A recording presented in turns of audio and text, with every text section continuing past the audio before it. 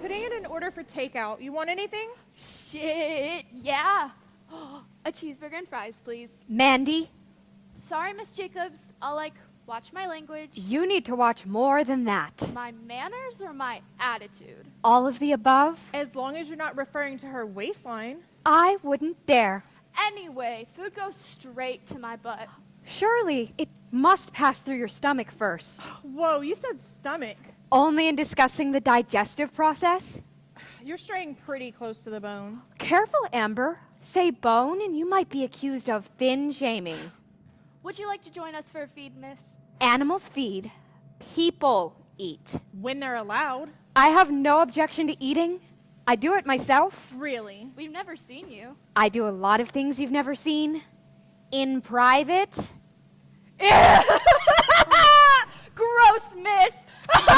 Don't go there, Mandy. Too late. Once I get an image in my brain, I can, never get rid of it. You poor thing. You'll be scarred for life. Next time I open my mouth, I'll issue a trigger warning. We'd sooner see you put some food in it. Yeah. Join us, miss. We're getting takeout. Don't you just love the smell? Oh, and the taste. I prefer to eat sensibly. You're such a killjoy. The ancient Greeks had 6 words for love. German has 12 for misery. And we have 100 for burgers. The barbecue buffalo, the triple mega whopper stacker. Make up your mind. Which one do you want? Don't listen to her, miss. You don't have to choose. You can have both. I'm trying to get you girls to focus on your health. Bull. I beg your pardon. The bull beef burger. Oh, shut up, Mandy. I'm making a point. If free speech is allowed, Go ahead. will I get into trouble for challenging a teacher? Not if your criticism is valid. Okay. You want us to look like beanpoles, so we have a shot at regionals. I want you to be fit and strong. Sure. Sure. One must make sacrifices. Starve ourselves. No. Eat healthily. That's Coach's code for eat unhealthily, if at all. Yeah, you're not supposed to pressure us. We're fragile, remember? Perhaps your opponents deserve to win. They don't complain. They're too undernourished. We'll see who's more competitive. Them with their discipline, or you snowflakes? Is she allowed to call us that, Amber? If free speech is allowed.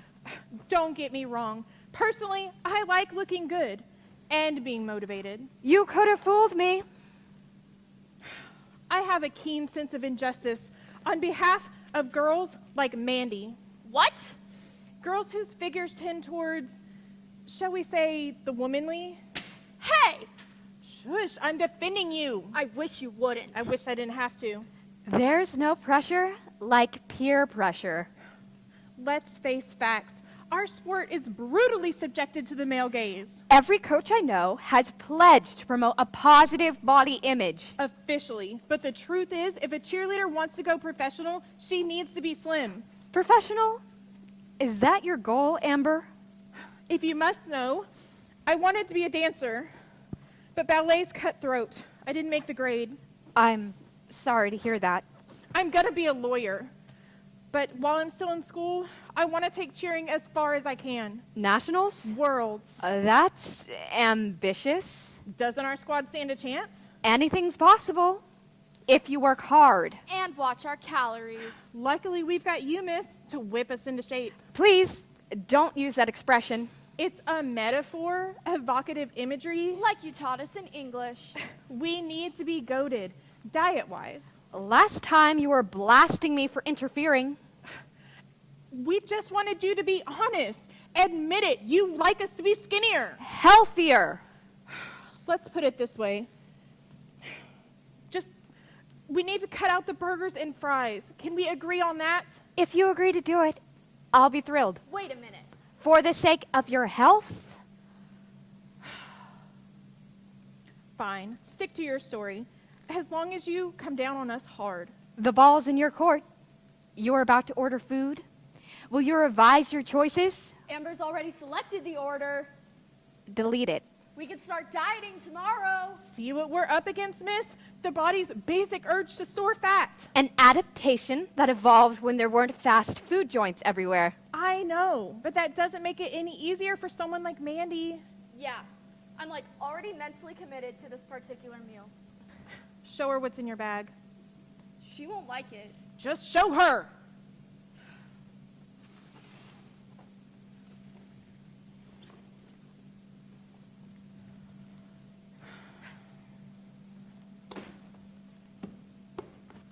What's this? Honey mustard Her favorite sauce. for dipping the fries. She always comes prepared. This meal's lodged in my brain. I need to follow through with scoffing it or I'll like burst. Is there no hope? Sorry, miss. Unless we can override your desire with the more powerful one. Amber! No, not that. Schadenfreude. The thing Miss Jacobs was talking about the other day? German excels in words for joy, too. Remember what type Schadenfreude is? Of course.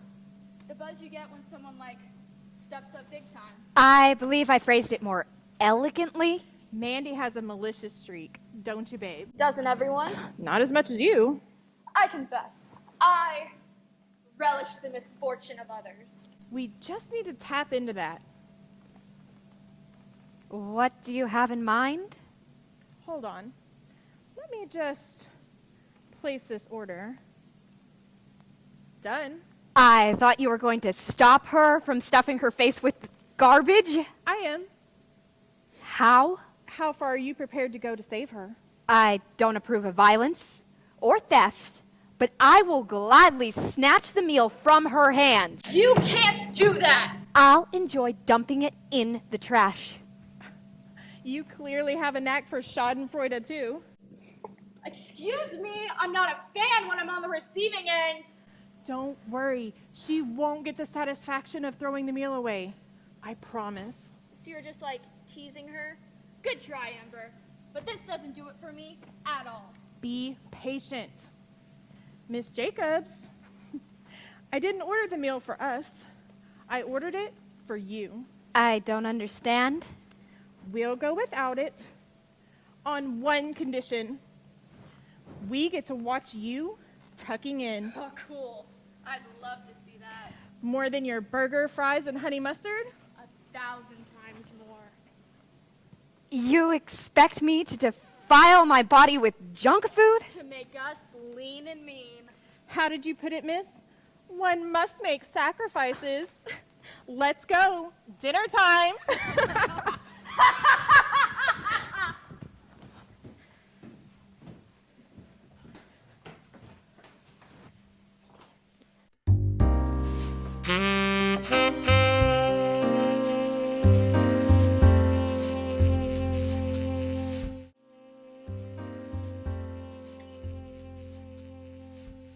It was supposed to be a day like any other. At least, that's what I thought it was gonna be. But it turned out to be anything but that. I was running late due to an unfortunate incident with the plumbing in my crummy one-bedroom apartment. So I called the super downtown to let in my first appointment and made it there as fast as possible. Well, that's when I saw her. Mr. Molly? At first, she could have been any dame you might find seeking a private investigator's help out of a jam. That's not the kind that goes well on toast. She wasn't a gal you'd shake a stick at, no siree. She's a real knockout, but there are a dime a dozen in this ramshackle town. This one was different. She exuded her own particular je ne sais quoi, which is French for I don't know what. As in that's what it translates to, and not that I don't know what it means. I'm Shelley Defoe. I had an appointment. And here she was, in the office of an ordinary two-bit private dick that I like to call, looking at me with an expression that I come to know all too well. One that said, "Why you talking like that?" Why you talking like that? I could tell by the insistent tone in her voice that there was more to this broad than a pretty face. Oh, no, a pretty face she had. And in spades, too. She wasn't going to let herself be taken for a ride on a fairground, roller coaster, or any other kind of ride for that matter. I decided to be straight with her. I have a neurological disorder that causes me to say everything I think out loud. Heavens! She didn't immediately make an excuse to leave like they usually do. Oh. And I felt something stirring deep inside me I ain't have felt in almost a week. An atavistic urge to connect. A desperate yearning to feel. A heartfelt yearning to become one with this angel who'd somehow found a way to my dusty office on the wrong side of the tracks instead of a place called anywhere else. Just try to ignore it. This was followed by the urgent desire to hide the shame I felt at being yet another pathetic, lonely schmuck who got by on nothing but 2 bottles of bourbon a week and nothing but the funny papers to keep me company. That must be difficult for you. She knew exactly what to say and how to say it. I could tell I was falling hard for this broad and became overwhelmingly self-conscious. Could she tell any man to shout?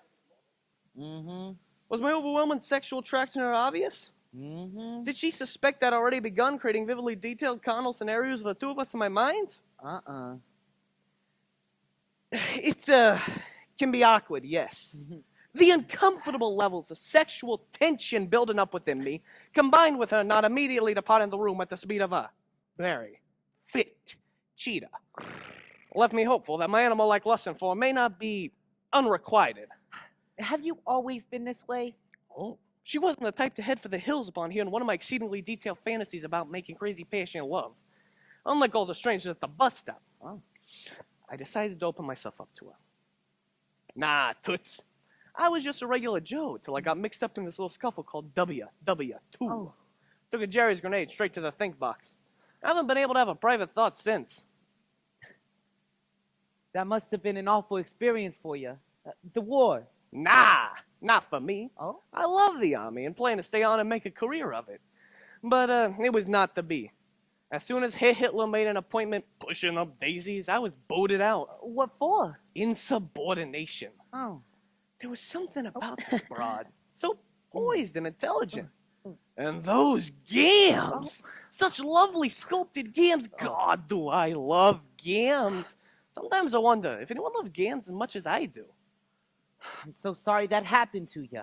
Does my obsession with gams rise to the level of a fetish? Once I get on a gam-themed train of thought, it's harder to break than an Olympic record. If only there was something to distract me from this gam-oriented stream of consciousness I find myself stuck in yet again. I have a case if you're interested. Yes! Tell me about this case you want me on in mesmerizing detail. Well, let's see. It started when I was out with my friend Dina. We'd both been shopping downtown, and we were on the tram home, and... I must not think of gams. So many different types of gams. Pale gams, tan gams, stocking gams. Please, lady, more detail and more mesmerizing. We were on the tram home with the air filled with... the smell of burnt diesel and hollow suburban lives. If my mind wanders for even a second, my inner monologue takes over. Talk fast. Can you do that? You want me to talk fast, mister? Like this fast? Yes. And use real quirky expressions and phrases, too. Out of this wretched cattle car full of empty existence and unfilled desires, me and my friend Dina alighted. But she dropped one of her packages, which is real heavy, you see, on account of the paperweight she procured as a gift for office compatriots. And it allegedly hits this man's toes, and he's giving us a real hard time and even follows us home and everything. Well, I want this fella to leave us alone, but he's having none of it. So I says, who do you think you are? Real strong, like hoping a man such as yourself will come along. But no one's around except for me, who's yelling, which is a turnoff right there. And Dina, who has this one-eyed thing going on, and she doesn't get too much attention on account of the Cyclops thing she has going on. Well, not the right kind of attention, because there's always gawkers who's got nothing better things to do, and you attract one of them, and it's a case straight out of the frying pan and into the fire. Is this good? Perfect. Well, I need this wacko gone before real brouhaha develops. So me and Dina take off our heels to make a run for it. But Dina runs straight to her apartment building, which is only half a block away. So now this fella knows where we live, and he turns up the next day saying we broke his foot and he can't work. And he's also not able to enjoy going to the track anymore, which is impacting his income even more severely. But I reckon his story has as many holes in it as a Chicago gangster up against the wall on St. Valentine's Day, because this lawyer fellow looks sort of kind of like him. Like maybe he's his brother or first cousin, or maybe they're not really related, but became friends in primary school because of some evolutionary drive that causes people to associate with other people who have similar physical characteristics of each other. And he's looking sprightly until he sees we're looking at him, suggesting he's not really injured after all. So I'd like you to follow him around and take a few notes on his level of physical activity. Oh, and maybe take a few photographs so if he tries anything, we can threaten to take him to the cleaners for attempted fraud.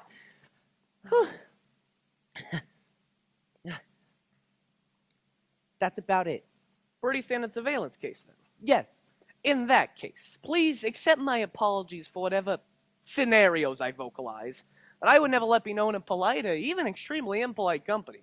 Because I'm actually of a very shy and introverted disposition, really, actually. Aww. Must not think of sex. Ugh. Must not think of sex. Grandma on a bus. Nursery rhymes. Peter Piper. Peter Piper had a pretty set of... I have an idea. Peter Piper pipes, piping pipe. Stick with pipe, not laying pipe. Laying pipe. Immediately she turns. I was drawn to a delicate gams, followed by the finest caboose this side of the Mississippi. As if my struggle wasn't hard enough already, this gorgeous damsel's the type to suck lollipops. No doubt due to an entirely innocent predilection of them. But now we're in a serious no-go territory because of the whole youthful connotation that goes with that, which is wrong and not... But sometimes your brain takes you places you don't want to go, even if it's just confirm how repellent and wrong the whole idea is. Not good, not good, not good. Wah, wah, wah, wah, wah, wah, wah, wah, wah.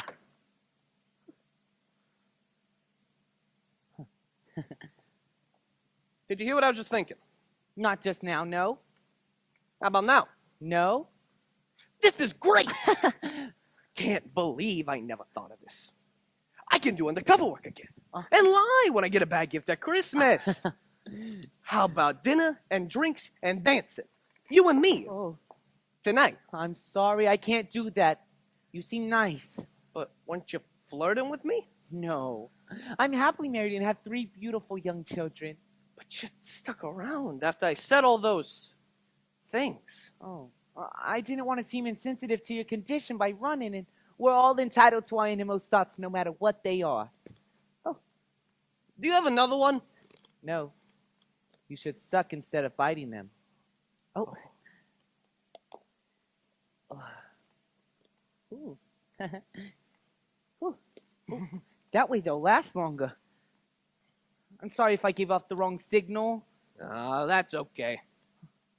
How could I have been such a fool to think she would fall for me? I was so sure I'd be spending an intimate evening with the gal of my dreams. But instead, I have a date with a bottle of bourbon and a dame called self-pity. I hope I didn't upset you. Nah, perhaps I'll kill myself. Huh? That'll teach her. And then she'll have to come to my funeral out of guilt, and her husband will be convinced we were star-crossed lovers. In my imagination. It's fine, really. He'd grow so bitter with concocted jealousy, she'd have to leave him anyway. And then I'd reveal I wasn't really dead after all. I'd been declared dead because I had to go into witness protection while a huge case I was working on went down. And the whole killing myself over her was a ruse that the Fed suggested. She'd be angry with me for using her like that at first. But she'd get over that, and she'd be available. So we'd shack up, but only after I made a beg. Are you sure? You seem upset. Nah, couldn't be better. Okay. She'd bring her...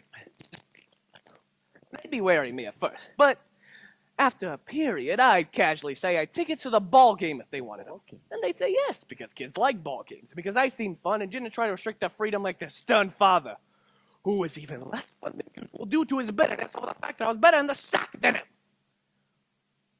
Eventually, they called me Dad, even though I never expected it, but they'd really want to, because I'm more fun than a day at the races. And soon they'd come to love me more than they did their own mother. I'm going with another private investigator. Okay. I took one last look at those sweet, delicate games as she left, and made sure to take a mental picture for later. Even if we weren't to be lovers, she taught me the trick with the lollipop, which will hopefully improve my dismal record at playing poker. One thing I knew, I'd never be able to look at another woman again after the angel walked out of my life as quickly as she walked in.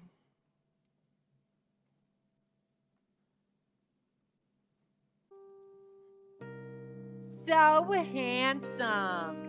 Who you calling handsome? Clark Gable left an hour ago. Maybe the man I'm after isn't Clark Gable. Let's get to business and save the rest for later. Maybe I don't have a case. Maybe what I'm after is right here. You're a fine-looking dame. Which begs the question, what are you after? Maybe what I'm after is right in front of me.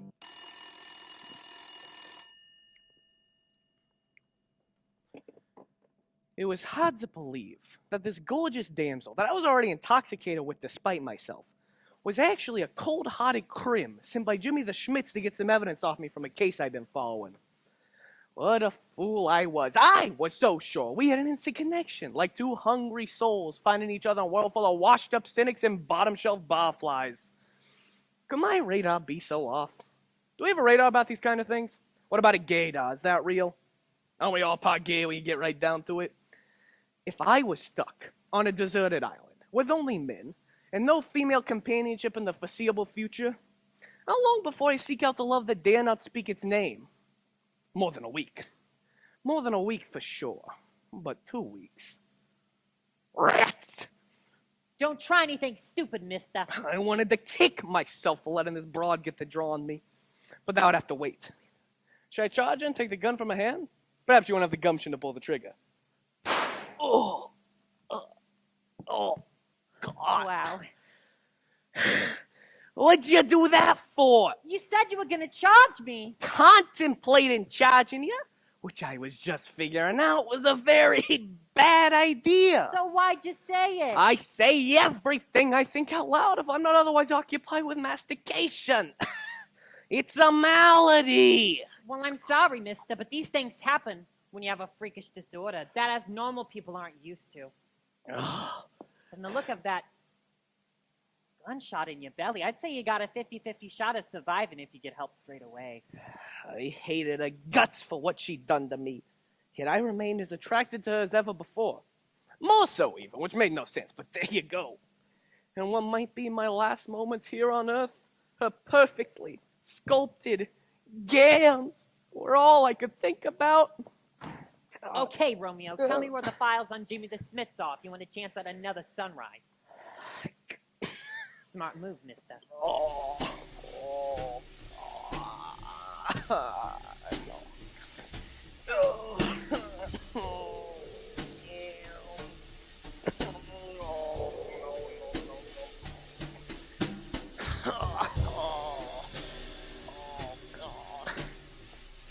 Hey, aren't you forgetting something? Oh, yeah. Oh, God.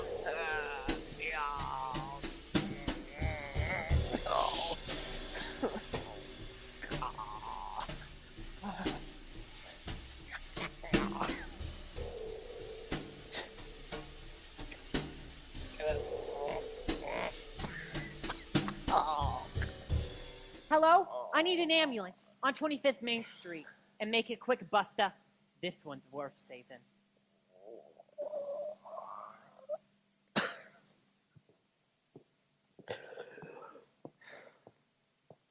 Thanks for the phone call. Who knows? If I wasn't such a cold-hearted dame who made too many compromises in this rundown world of ours, we could have been something, you and me. So long, mister. I hope you pull through. Oh, God. Oh, God.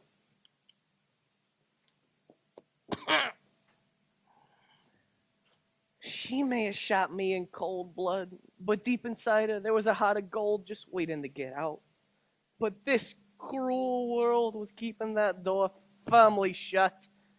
The other thing she had going for her, great gams. Oh, can't believe I'm still thinking about gams at a time like this. I felt myself go faint as my life flashed before my eyes like the second run at the Nickel Theater. It was a very boring flick. If I survive this, I need to get out more. The bullet went through me like a hot knife through butter. But no arteries or vital organs were damaged, so the docs say I'll be right as rain in the blink of an eye. I told the fuzz all I knew about that evil dame with the great gams, but she's probably on the other side of the world by now. So Jimmy the Schmitz is sitting pretty. She was a cold-hearted beauty, and for a while I couldn't get her out of my head, even if she did serve up a lead sandwich on the count of my abdomen. But I don't think about her anymore. She looked smoking hot in her outfit, but she did chew an awful lot of gum, which seemed inappropriate for a hospital ward, if not downright unhygienic. Maybe she's trying to quit smoking, Though I don't see why, since it's good for you and looks cool, and how else is she supposed to blow smoke into men's eyes to show that she's a feisty, independent woman who shouldn't be taken for granted?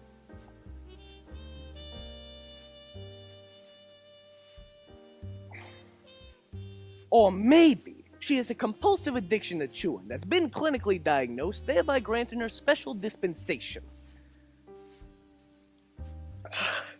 I'd been talking a lot in front of her these last few days, but they wouldn't let me have any lollipops. And at some point, you just have to admit that you're in a vulnerable situation, and the hell with it. If she thinks I'm some kind of pervert,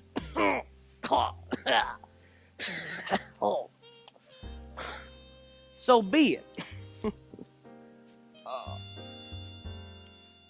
Well, he likes my outfit. But is that all I am to him? Or are we destined to fall in love? In the deep, effortless manner that I fear only exists in the confines of the silver screen. Well, don't get me wrong, I'm not against a fling if that's all it's gonna be, but will he be able to keep up with me in the bedroom? Sure, they all say it won't be a problem, but it's a different story once they discover the extent of my passion. How much do private dicks make anyhow? I'm no gold digger, but he doesn't strike me as very good at it, and it'd be hard, I suppose, getting by on my meager earnings as a nurse. Because there's the groceries and the electric bill, and the trips to the theater to cover. Although, I'd probably let him leech off me for 6 months anyway, because I'd enjoy it, even if I did pretend to give him a hard time. The truth is, I'd already been coming to the conclusion that private investigation was a pretty useless line of work for me. I wasn't particularly good at it, but most of all, I didn't love it. Just the idea of it. No matter how hard I worked at it, the PI scenarios I came up with in my head were always far more exciting than anything that came my way. Maybe there's a market for the gritty recollections of a washed-up gumshoe. Could I make a living writing instead? What if I just got cozy with him right here in this hospital bed? Probably an on-the-spot firing offense. Or when I have a whole month's wages due. Oh, no wonder they took me off the critical care ward. Fantasizing about the coma patients? Who does that? Well, don't get me wrong, it's not like I really do anything. Oh, but when that football player turned up, I could not stop thinking about teasing him back to consciousness. Oh, it's so horribly wrong. So incredibly hard. I wonder, would this one indulge my coma fantasy in which he lies there helpless, and I work him any way I please? Yes! Well, do I even want to be a nurse anymore? Sure, it's a noble profession, but I feel like I'm resisting this urge that I want to be a performing artist. Perhaps this erotic overdrive I feel stricken with could be an asset. If only I could find the correct outlet. Could a show where a woman gets up on a bare stage and gives a non-stop monologue about her deepest fears and desires ever be successful? Oh, I have a dirty mind, and I just want a soulmate to share it with. And the world, too. But that's mainly for the money. I love being shot and in the hospital. Well, the question is, Can two people stay together when they both say exactly what's on their minds all the time? Come on.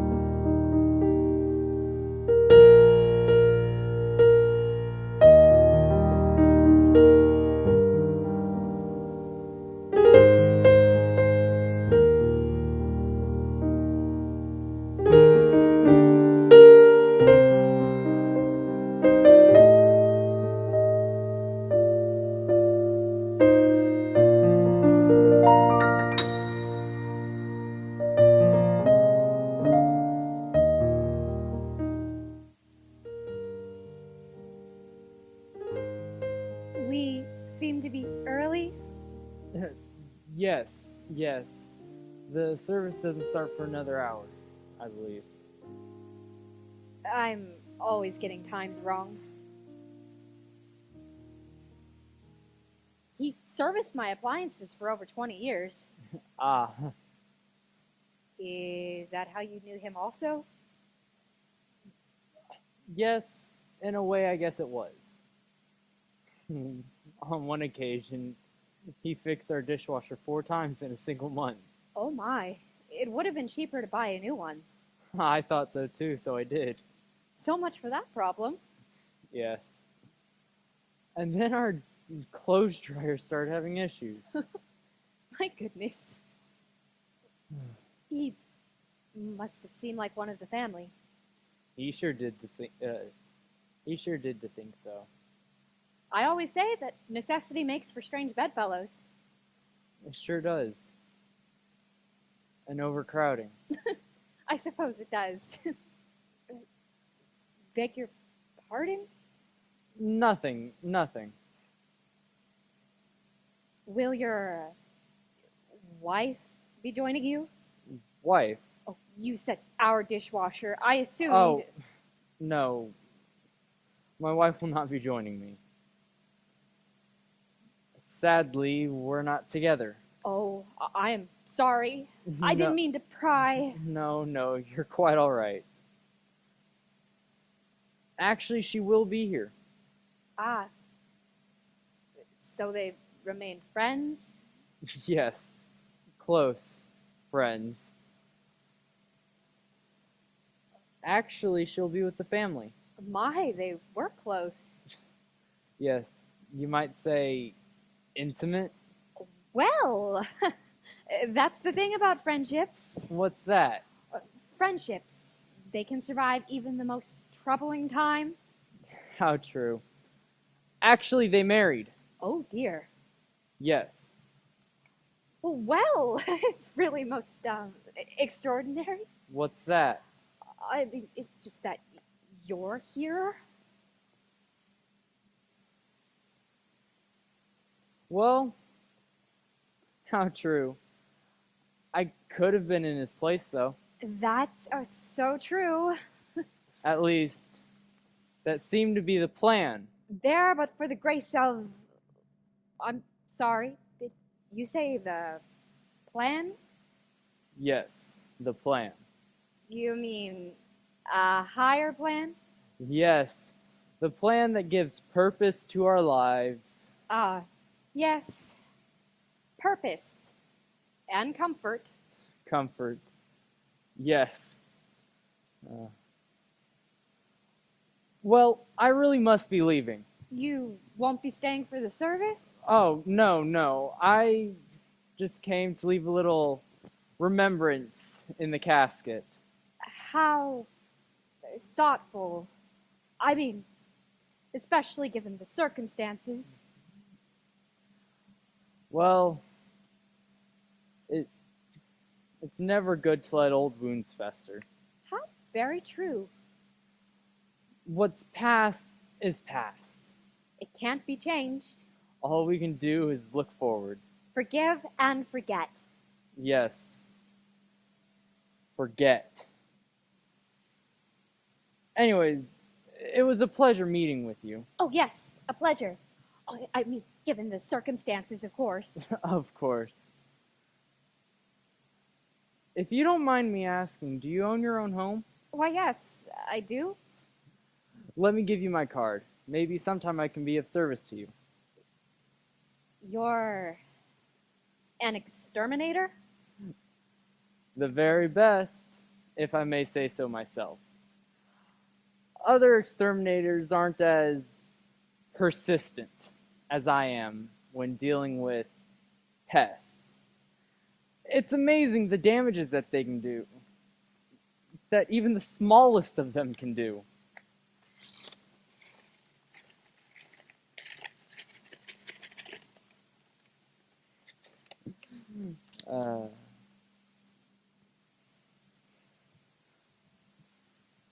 Especially termites.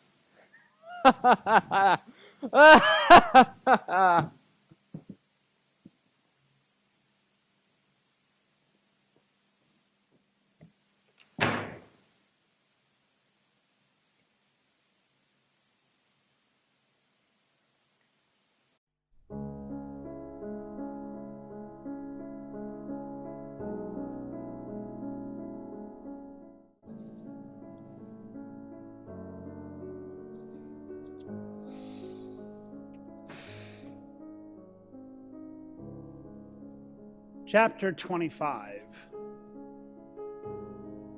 The Murder of Ramon Navarro. This is the hardest thing I've ever had to write. Well, why wouldn't it be? Dios mío, a Hollywood legend has died after all. Slaughtered in his own home. Slaughtered, Mr. Weber. Can we not find a better word to use than that? A gentler word, perhaps? Killed?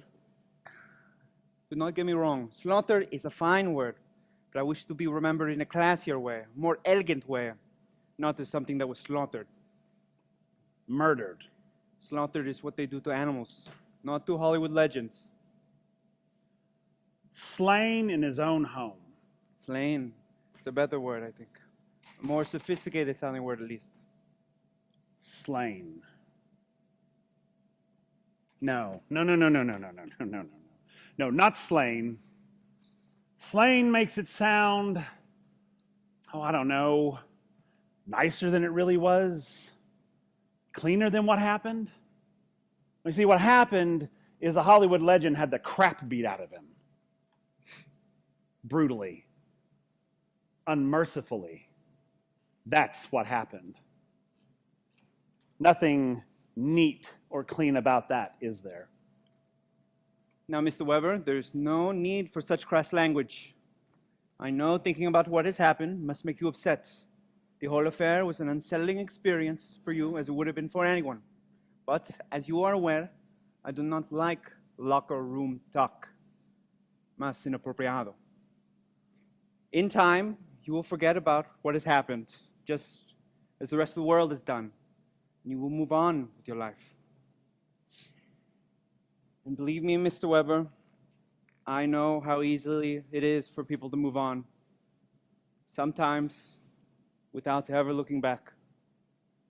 You know, I suppose I should tell you that I am Edward Weber. I live in Studio City, which is just north of Laurel Canyon here in Los Angeles, California. You see, I worked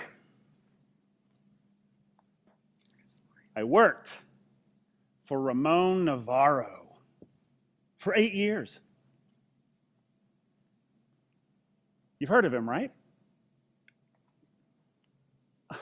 Silent film star of the 1920s and 30s. Ben-Hur, 1925. The Pagan, 1929. Mata Hari, 1931. You know, it was his revealing costumes in those films that made him a hit, both with women and men. Ben-Hur alone elevated him to elite status in Hollywood. Do not bore them with those archaic details. Historia antigua, nothing more. My God. The man made more money for MGM than any other actor. Except for Joan Crawford, La Pera. You know, when MGM did not renew his contract in 1935, the man kept right on working. Small parts in films, guest spots on television, nothing more. He worked right up to the end. An end he didn't even know was coming. And yet, an end he was warned about. See, I know this to be true because I'm the one that warned him. You know, people don't appreciate Mr. Navarro or what he did for the cinema. I mean, as this decade hobbles weakly on to its immoral end, people have become more concerned with looking out for themselves. They've lost the class that people used to have. The kindness, the friendliness, the charm found in those of the past. What was it Mr. Kesselring said in his play? Arsenic and old lace. Gone are the virtues of another day, of gentle virtues that went out with candlelight and good manners and low taxes. But not Mr. Navarro. No. See, he was a reminder of what men used to be. Freshly trimmed, well shaven, a dab of ladies' perfume under each lapel. Staying home evenings and hosting bridge parties, wearing smart smoking jacket, soft velvet shoes. See, the world changed around Ramon Navarro, but Ramon Navarro never changed. He remained classy. But of course, none of you understands or cares. Nobody respects legends anymore. Do you know how they treat a legend today? Do you know how they show their appreciation for someone who helped forge Hollywood into what it has become? Now, there's no need to get mad and work yourself into a lather. It's not very helpful. Now, doing something about it is much more productive, to me at least. Well, I'll tell you. I'll tell you so you don't make the same mistake that Mr. Navarro made. The mistake of collecting strangers, bringing them into his home, feeding them, welcoming them like stray cats. Now, Mr. Weber, you are wrong. My mistake was not in collecting strangers, of welcoming them and telling them of my story that no one else would listen to. My mistake was not in being kind and generous to them. No. My mistake, Mr. Weber, was in trusting them. That was my mistake. Someday, when you are old and lonely like me, you may find comfort in the company of strangers, and you may even find that comfort to be beautiful. So as I was saying, I was Ramon Navarro's business manager and ghostwriter for a book about his life. A book that now I have to finish. Alone. The final chapter left to be written. But I intend to finish this project just as Mr. Navarro would have wanted me to. It was October 30th of this year. It was a Wednesday, my day off. I stopped at a liquor store near Mr. Navarro's home just to stock up on some wine for a little get-together the next night. Just a Halloween gathering at my place. As I was making my purchase, the owner happened to mention that Mr. Navarro had placed a delivery order for cigarettes. You knew I no longer smoked, so you assumed I was expecting someone. So I offered to make the delivery myself. I arrived at the house in Laurel Canyon at about 5:30. My employer came to the door, and he was dressed up, looking sharp. I'm talking really nice. Like he was about to go out. Go out or expecting someone really important. You knew I did not drive at night, so you were right in assuming I was expecting someone. Someone from the old days, someone with class. Greta Garbo, perhaps. Or perhaps a new friend. I prayed that he wasn't expecting an escort. You see, he occasionally hired them from this service here in Los Angeles. It's a service that caters to men who are looking for younger men. Now, it's a legitimate service, you understand. But I warned him about the dangers of allowing strangers into his home. I warned him that collecting strangers can be dangerous. But I did not listen, did I? No. A man's libido never listens.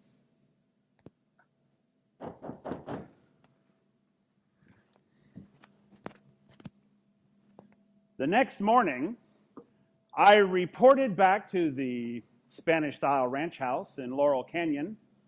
I believe it was about 8:30. I used my key to enter through the service entrance. I walked into the kitchen, and it was quiet. Too quiet.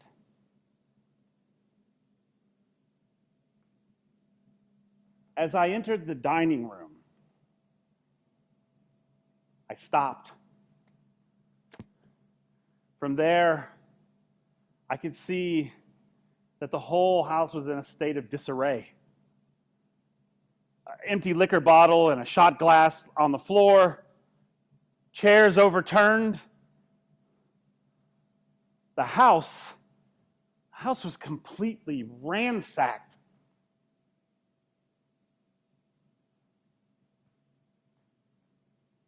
And there were splashes of blood everywhere. I called out as I ran through the house, but there was no answer. So I ran into the master bedroom. It was his bedroom. No signs of life. So I went into the bathroom, still no signs. And then as I was going to search the other rooms, that's when I saw something on the bed. A shape. Covered in bed sheets. So I opened the drapes, and the daylight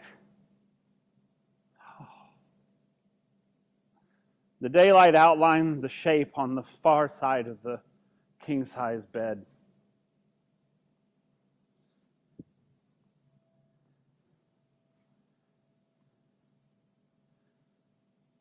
I threw back the covers.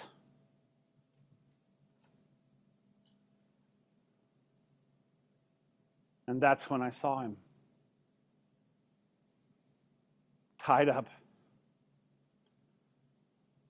Blood absorbed into the bed sheets around him.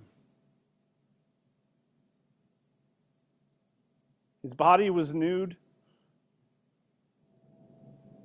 And his hands were tied behind his back with a brown electrical cord. There was a rope tied firmly around his neck, and his face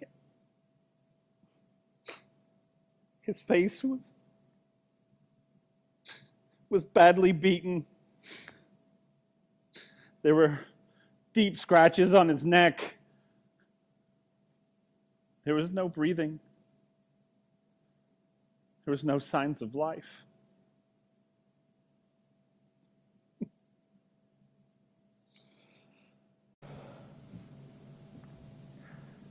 Someone must have wormed their way into the house, slashed Mr. Navarro with a knife before carrying him to the bedroom, tying him up, and then beating him with the walking stick he kept in the bedroom closet.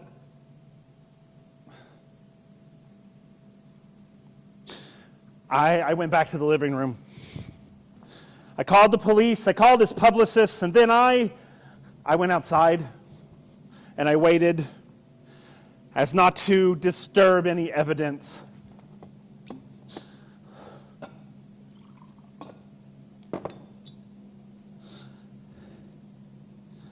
Later, the police asked me if Mr. Navarro kept any money in the house. I said no, not to my knowledge. I mean, other than the $20 bill he kept in his bathrobe pocket in case of emergencies, we all thought that all of his money was in the bank. And then the police officer tells me, we searched the bathrobe. The $20 is gone.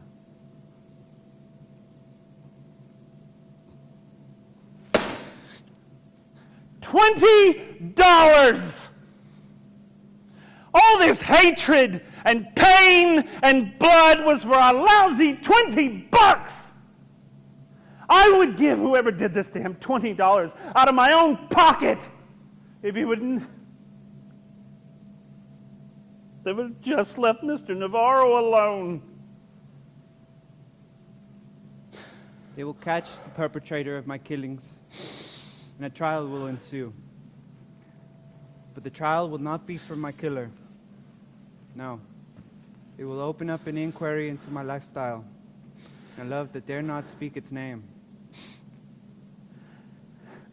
I overheard one of the detectives conducting the investigation say that Ramon Navarro was nothing but an old queer. I heard another one say that he deserved to die because of his sexuality.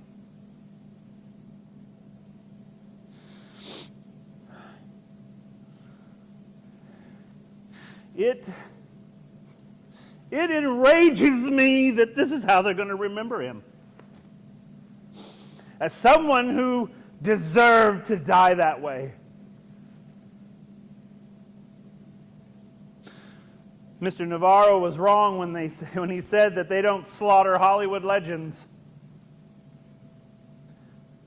They do.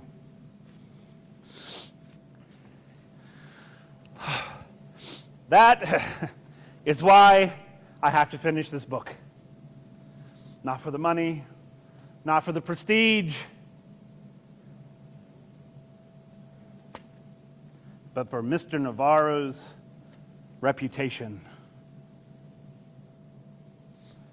I want the world to know the man I loved like a father.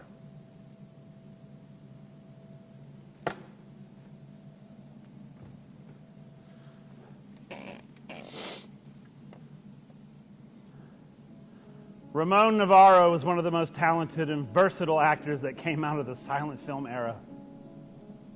He created complex characters for films that were at the time limited due to the lack of sound afforded to the cinema today.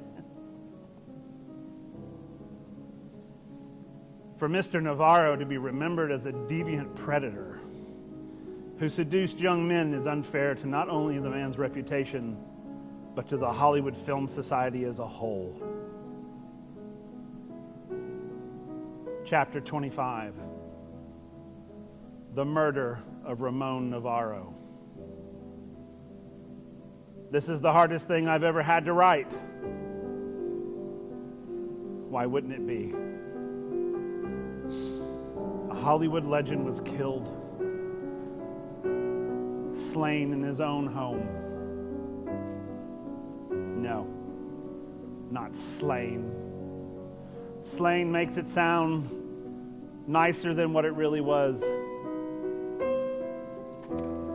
Cleaner than what really happened.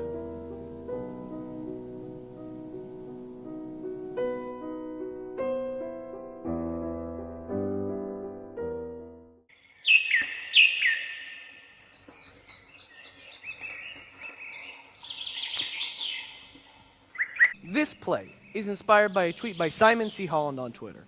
His tweet, written January 16th, 2020, reads, 1 minute you're young and cool, maybe even a little dangerous. And the next minute you're reading Amazon reviews for Birdseed. It is also inspired by the found monologues of playwright Reuben Carbajal, including 20 Questions, a Craigslist play, and Forgive Me, Cosmo, for I Have Sinned. These are from actual reviews of actual birdseed products on Amazon.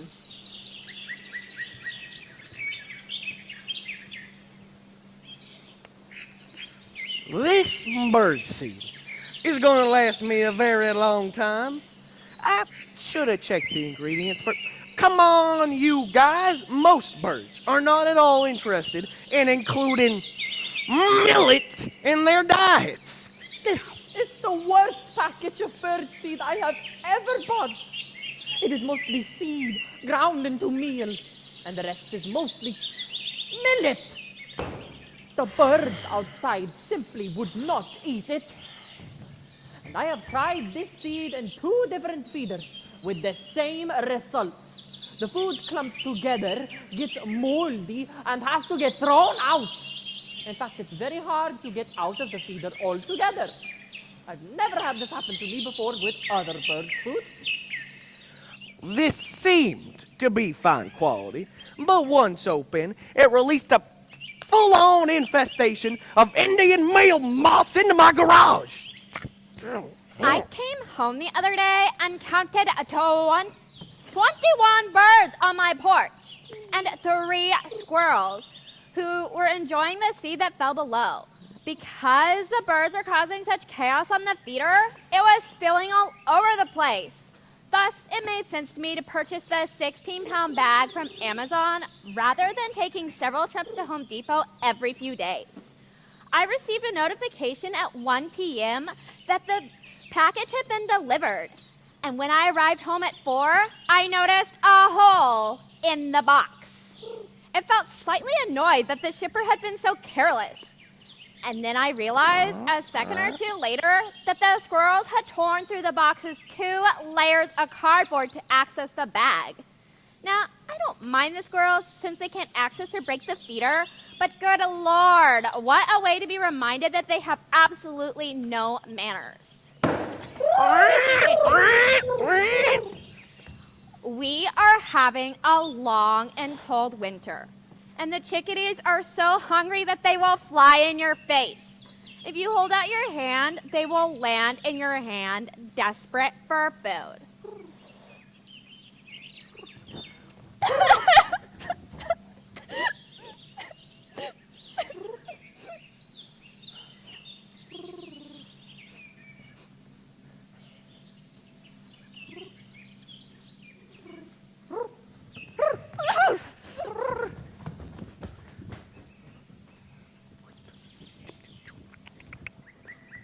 Oh, the birds I get liked it just as well as the others I've tried. But I did like the little leaflet that comes with it, telling me which birds like what. But even though I didn't attract any new birds to it, my birds won't touch the white safflower seeds. I add a scoop of ground mealworms and that has pleased them immensely. Not to mention how good the protein is for strong eggs and babies. Bird crack! I have been using similar food without the cherry flavor in it since September. A month ago, I noticed a cherry flavor which said it attracted bluebirds and songbirds.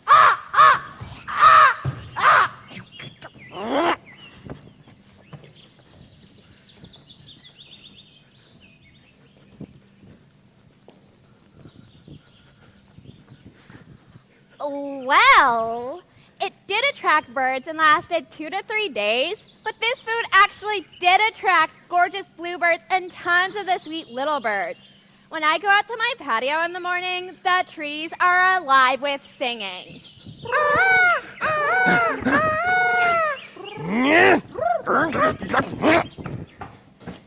The only problem is they empty the feeder in about 6 hours. I've counted 35 birds at a time. The feeder sits about 6, but they spit out lots of seed onto the ground for their very grateful friends. I've been filling the feeder 2 times per day, but realized I need to cut this back, or I'll need to order 60 pounds a month for 1 feeder.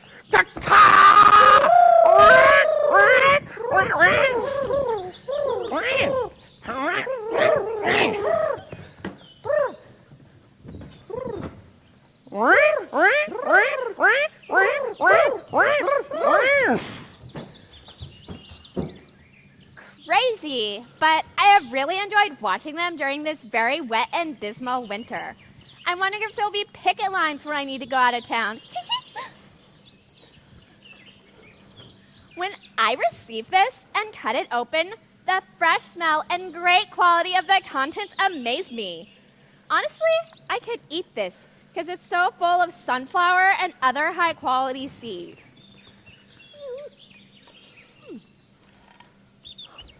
Well, have they changed the formula lately?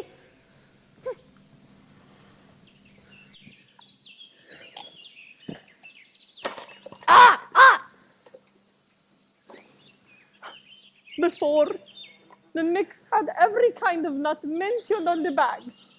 Almonds, cashews, pistachios. I even found Brazil nuts in every batch. Well, unfortunately, this latest purchase was not the case. I was very disappointed with the mix, to say the very least.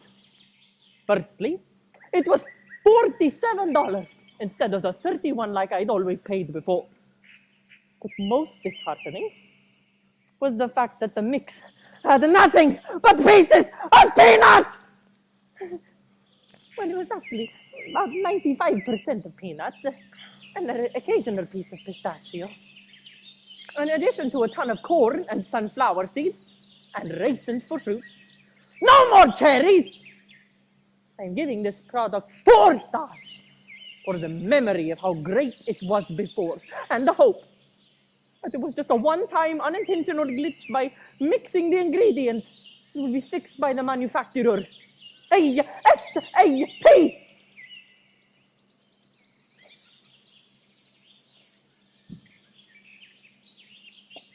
I have had my feeding in a safe spot filled with these seeds. And in 2+ weeks, I have not seen a single bird. Not sure why! We have finches, sparrows, chickadees. The locals here tell me so.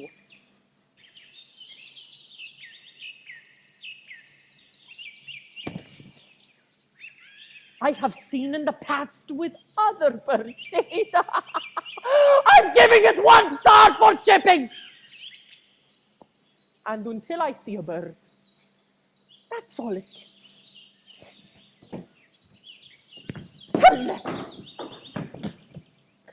The last one I had was full of millet. Birds. Hate millet! They pick up the sunflower seeds and safflower seeds and leave the millet or throw it on the ground. This one is full of seeds, and they couldn't be happier. My local chickadee population has shown absolutely no interest in this. Even when I sprinkled some onto the walkway, it was ignored. I also have a very large mourning dove population, and they aren't interested either. I have acquired a flock who adores this. Oh, God, no. Not it. Because it's the water. Oh, God, no. Jesus. The only reason I gave it 4 stars was the awkward bag.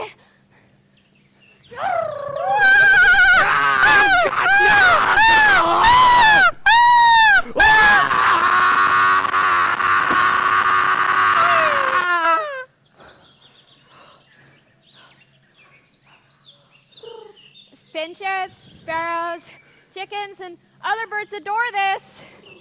The bag isn't resealable though, so make sure you have another mix and a separate container to store this into. Other than that, loved by birds.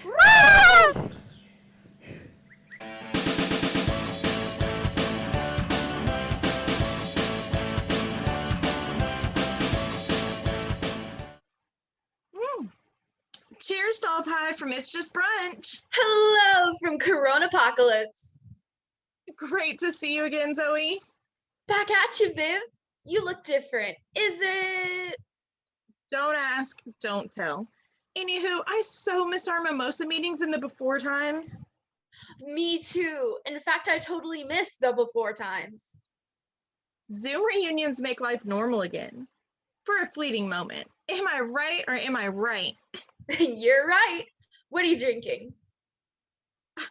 Warrantini with an absinthe chaser. Perfect. Absinthe makes the heart grow fonder. What about you? After hours of doom scrolling and taking my temperature, I'm desperate for a mint julep. Whip one up, doll. I'll wait. I wish. Don't have to dash off to my next meeting for an hour. Got them lined up back to frickin' back. Scrambling my buns off to keep this matchmaking biz afloat. Oh, please don't mention scrambling. I'd swoon for an egg. The julep? Green tea must suffice for now. I've plenty of wild turkey, but not a sprig of mint to be found in solitary confinement. At least you haven't plunged into prison grooming. Nearly a year in quarantine and still drop dead gorgeous. Seriously? I chiseled off my DIY gel nails. Disaster. Don't try this at home, people. Then I touched up my faded roots all by my lonesome. I miss my colorist and everything else. You did a fantastic job. I waxed the dreaded unibrow. Attempted to chop my bangs, but... Wait, that's what's different. Your hair. My labradoodle careened into me. I fumbled rusty sewing shears. Thank God no blood was shed. This time. I like the new do. Very avant-garde. Anywho, doll, here's the Fabu news. I'm modifying screening policies. Let's keep love alive during the Rona. Adaptation, resilience. That's how hunter-gatherers survived and thrived. Props to the ancestors. Let's scroll through your profile. Update qualities you seek in a perfect match. It's just isolation now, but...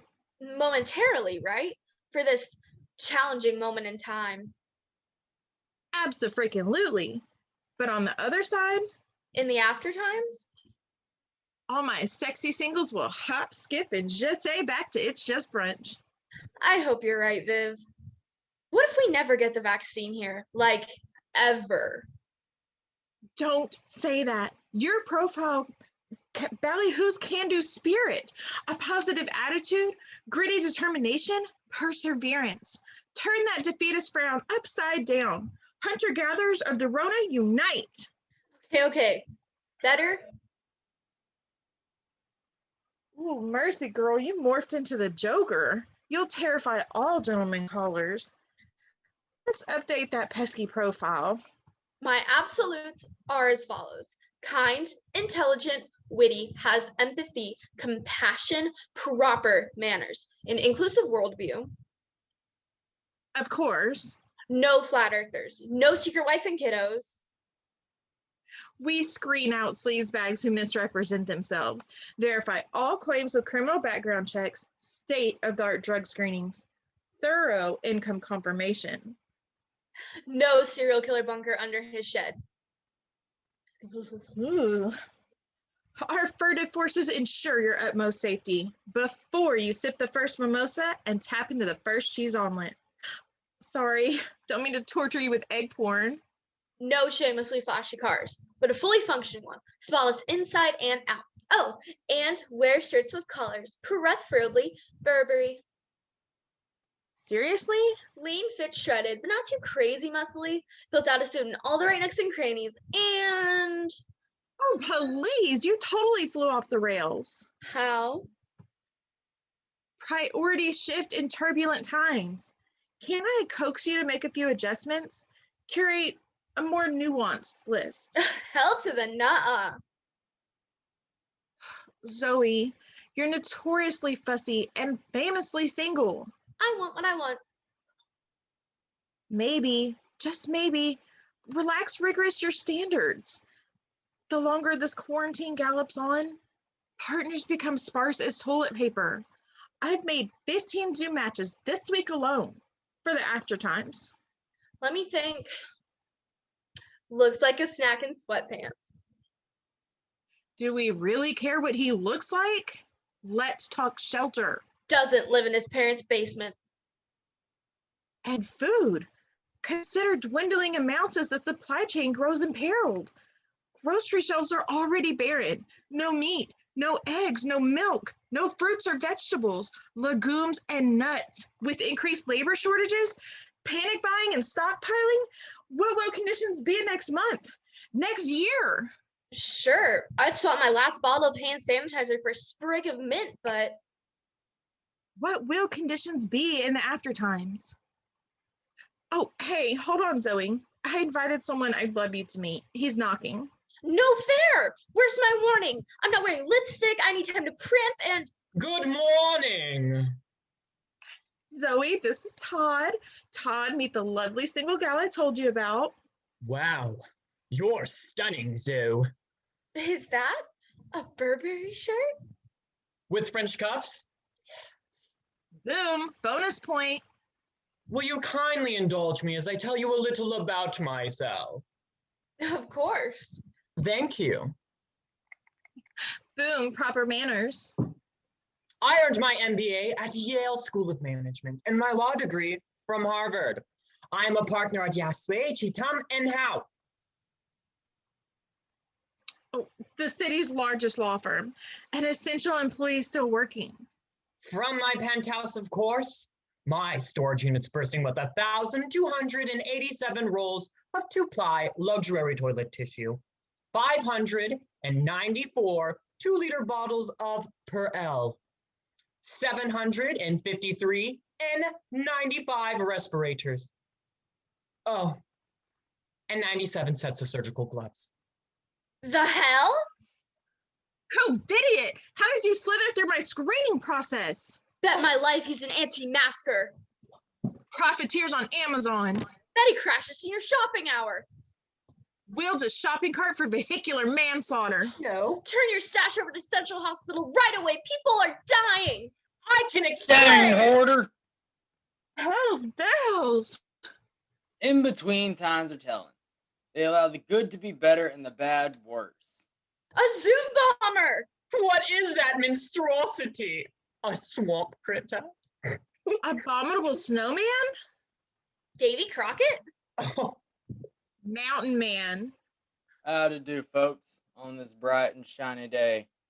the shaggy survivalist is trapped in a chicken coop.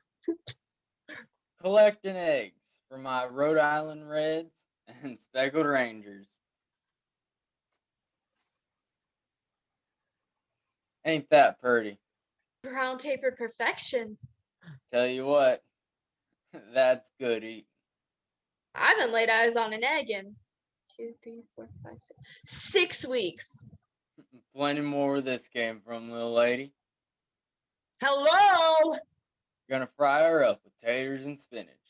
Fresh? Ahem. Nothing but what folks call farm to table. Hey! Mosey on over to the Victory Garden with me, if you please, whilst I forage. Hey! Grizzly Adams! I'm in the middle of a dating pitch here. Bye-bye, hoarder. I scrambled to scrounge up a dude with French cuffs. Who cares? My Zoom bomber is da-bomb. Do tell, doll. I stumbled upon a sturdy hunter-gatherer to carry me from the in-between times to the after times. Adaptation and resilience for the win. Far be it from me to gawp like a creeper. I'll leave you to your gentleman caller.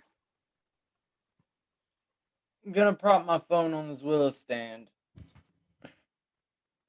Built this baby with my own callous paws. Mounted it in nutrient-rich loam soil. Right here amongst the herbs. Is that? Can it be? Spare. Mint. Wish I had some wild turkey. Oh, got plenty of gobblers in my flock, don't you know? Out there in the corn rows, I'm talking turkey of the alcohol persuasion.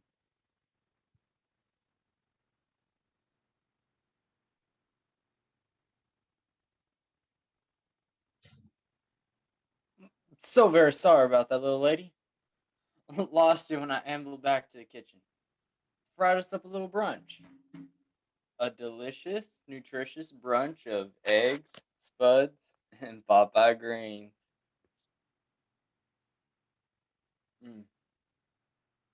Bliss. A fluffy little cloud from heaven. Is there anything as pure, as homey as an egg? Makes the body feel like everything's gonna be fine. Like life's gonna keep on rolling. Comfort food for the heart and soul. For all the times. That it is. That it is. I'm gonna garnish your plate with spearmint for now, till we meet in person in the after times. To mingle your wild turkey with my fragrant mint. Don't like to brag on myself, but I give credit where it's due. My mama, God rest her soul, taught me to craft the finest mint juleps this side of the Derby. Yee!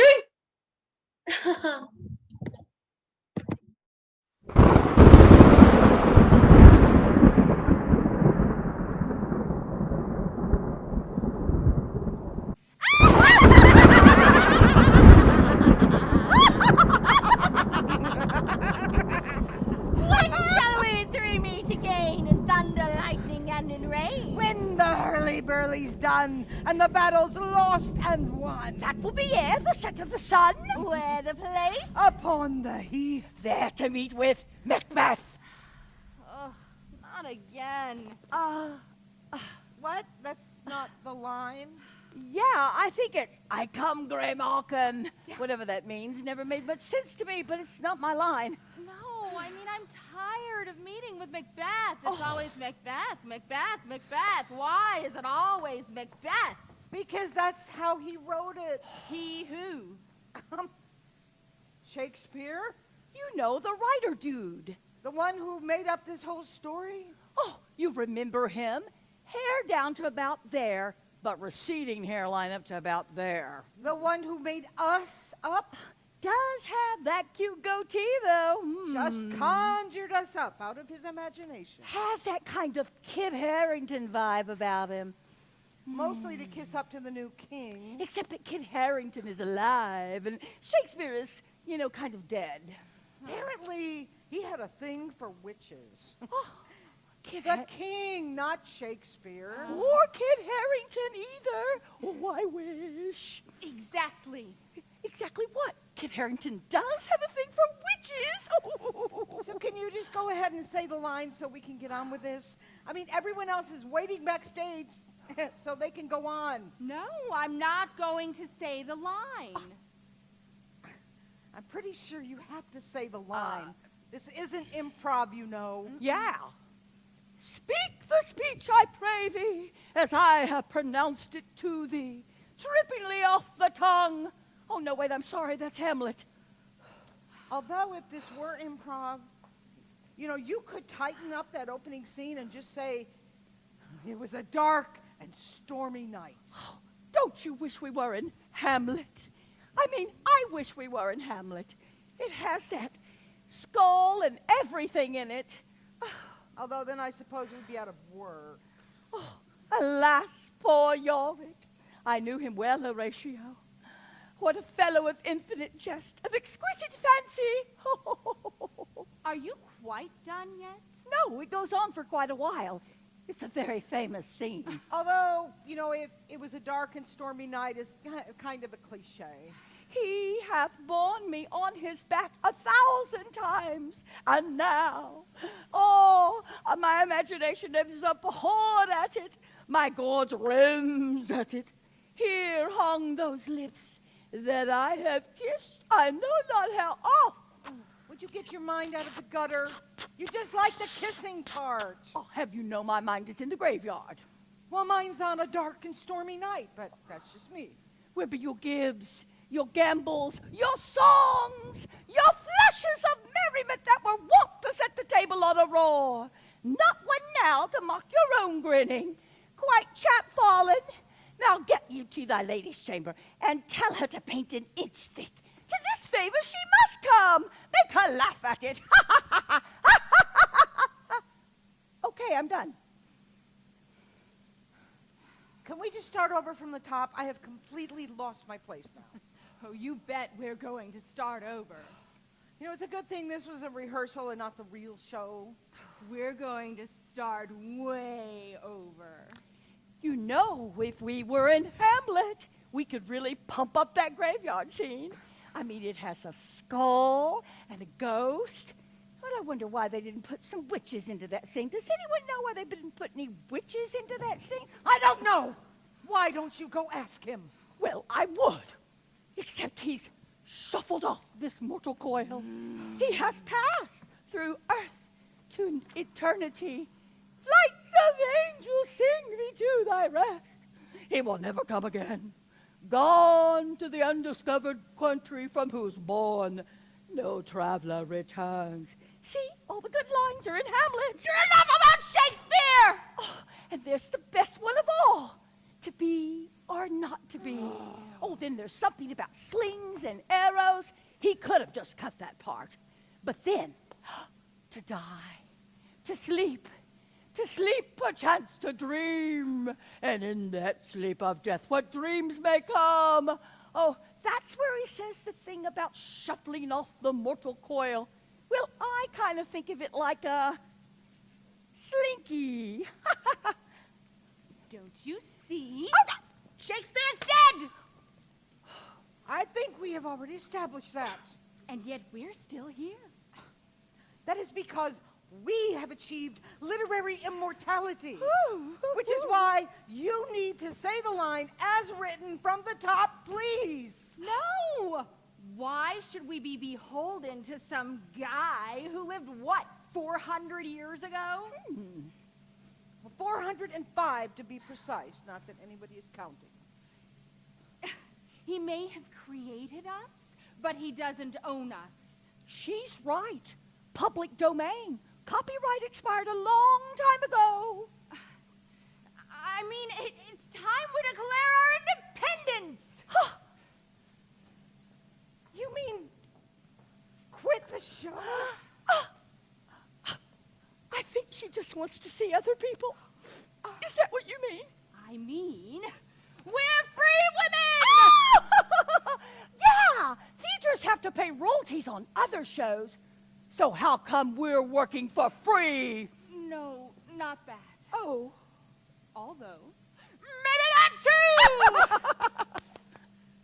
I have no idea what you were getting at. Oh, I think I do. I think she's saying we shouldn't be beholden to some dead white guy. I am woman, hear me roar. Although not the same kind of roar as Yorick, who set the table on a roar. Two different kinds of roars. Yes, that's it. See, the difference is roar, rah, and roar, ho, ho, ho, ho, ho. I think that I am woman, hear me roar is the first kind of roar. Well, because the second would just be kind of silly. Yes, it's definitely the first kind of roar.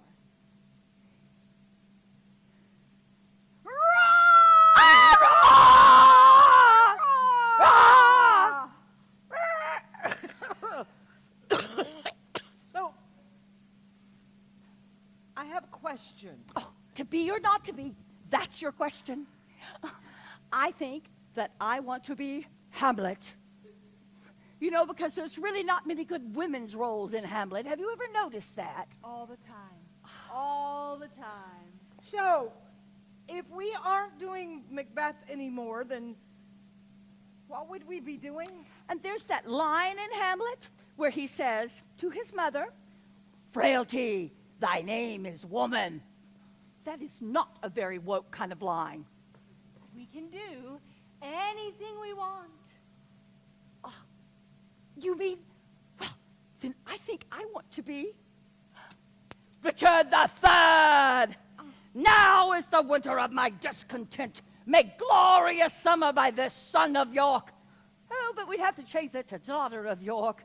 But, except this, except the script says sun as in sun in the sky, because it's supposed to be a play on words. So it's rather confusing, sorry. Forget Shakespeare. Kind of hard to forget something you didn't memorize in the first place.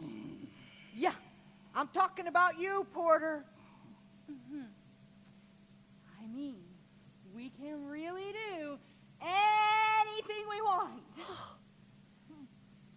We are, after all, witches, I suppose.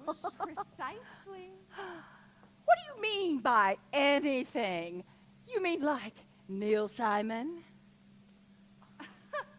I mean anything. Oh. We could be on television. Oh, that's true. We could do the weather. We are trained for that. We could do the whole newscast.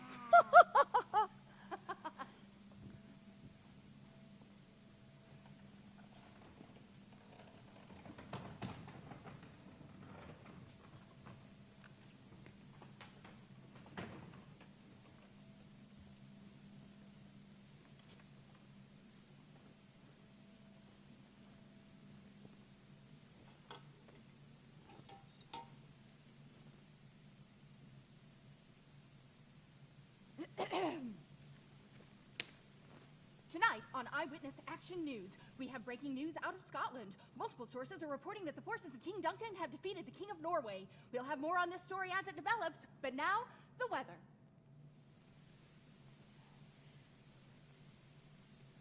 Guess you could say the hurly-burly's done and the battle's lost and won, hey? As for our forecast, thunder, lightning, and rain. Back to you. Thanks. We're now getting word that the Thane of Cawdor has turned traitor and been executed, and that Macbeth, the Thane of Glamis, has been promoted into his place. We'll continue to monitor this situation. And now for our lifestyle feature, how to cook up a quick and easy hell broth with ingredients you might find in your kitchen. I've got a filly snake, and I cut it into a nice fillet. Turn the cauldron on both boil and bake. Oh, you'll need one of those fancy modern cauldrons for that. Now toss in an eye of newt, toe of frog, wool of bat, and tongue of dog. You won't have to worry about your dog barking after that. Next, add a lizard leg, then an owlet's wing if you have one, or a chicken wing will do, I suppose. It helps to have a large roll of paper towel. This can get rather messy. Now you want to stir it around, all around, really good, and then stir it around again. So that's double, double, not much toil, not much trouble. Double, double, boil and bubble, and you'll have a charm of powerful trouble. Okay, I'm not sure what ingredients you've got in your kitchen, but I'm a little short on some of those items.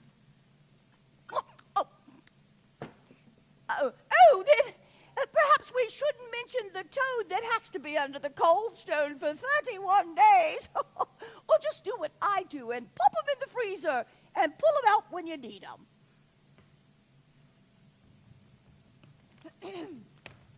This just in, sources in Scotland tell us that King Duncan is dead. We repeat, sources in Scotland now tell us that King Duncan is dead, murdered while a guest at Macbeth's castle. We'll have more on this shocking development after sports. Major controversy today at the Royals game. Let's go to the video and look at two long balls down the right field line that drew very different calls. Fair is foul, and foul is fair. The umpires blamed the poor weather conditions. The balls just seemed to hover through the fog and filthy air. Thanks. We have more developments on that fast-moving situation up in Scotland. Macbeth has now declared himself King of Scotland. He blames the death of King Duncan on some disgruntled former employees. We're also told that we have Macbeth himself on the line. Macbeth, what can you tell us about these allegations that you and your wife personally murdered the king so you could seize power for yourself? It is a tale told by an idiot, full of sound and fury signifying nothing. Well, there you have it. A pretty strong denial for Macbeth, the new King of Scotland. We now go to Macbeth's right-hand man, Banquo. No, wait. I'm told now that Banquo isn't going to be available. We'll be right back after this commercial break. Do you need help getting rid of troublesome bloodstains? After you've murdered the rightful king in your own home and need to dispose of the evidence, try our new stain remover.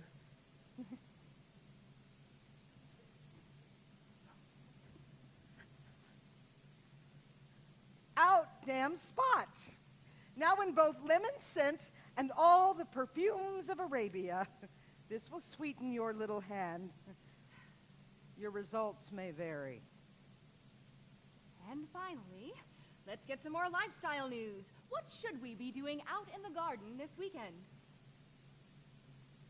This is a good season for planting and transplanting. But whatever you do, don't move your burning wood to Dunsinane. But you can take your burning wood and chop off a sprig and make a lovely wreath or a party hat. Something like this. What do you think? I think we're out of time for tonight's news. Stay tuned for updates on that news out of Scotland. We'll be back tomorrow and tomorrow and tomorrow, from day to day to the last syllable of record time. Out, brief, candle. Well, girls, what do you think? Girls, anything? Don't give up your day job. I'm confused. Are we doing Hamlet or are we not doing Hamlet? Oh, I think that means we're doing Hamlet! Oh! I don't know why they call us weird sisters. We're not even related.